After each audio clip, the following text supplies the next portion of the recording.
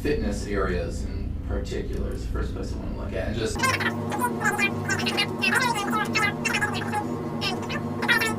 this is a unit ventilator in the ceiling. It's the only source of heat and fresh air.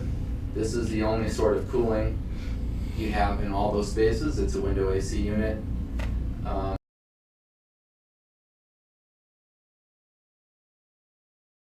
Moving up to the third floor, the fax classroom areas, these have been touched on several times, but they currently all have unit ventilators, all controlled independently of one another.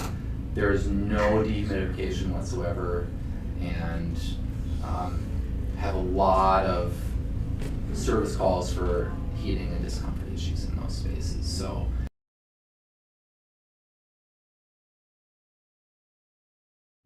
Okay, and then boardroom and staff lounge, where we are now.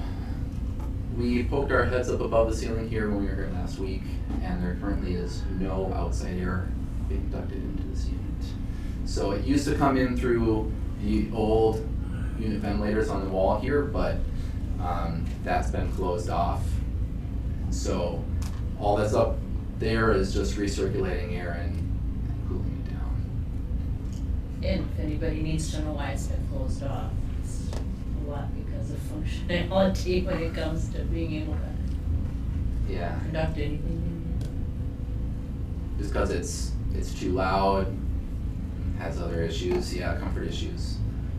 A couple office spaces in the middle of the third floor here. This is currently used as a teacher's office. It's probably a storage room at one point, but this is the only source of ventilation to the space. It's actually an exhaust grill. It's controlled by a wall switch, so that's very, very inadequate, and it's really hard to spend a significant amount of time in there without feeling groggy from CO2 concentrations.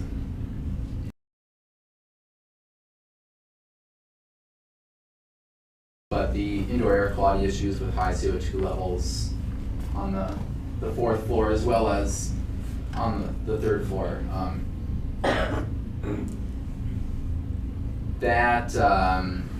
what's the word? That would trigger the need to basically recommission the units that serve those spaces, which recommendation to upgrade a lot of your HVAC systems and provide dehumidification for your students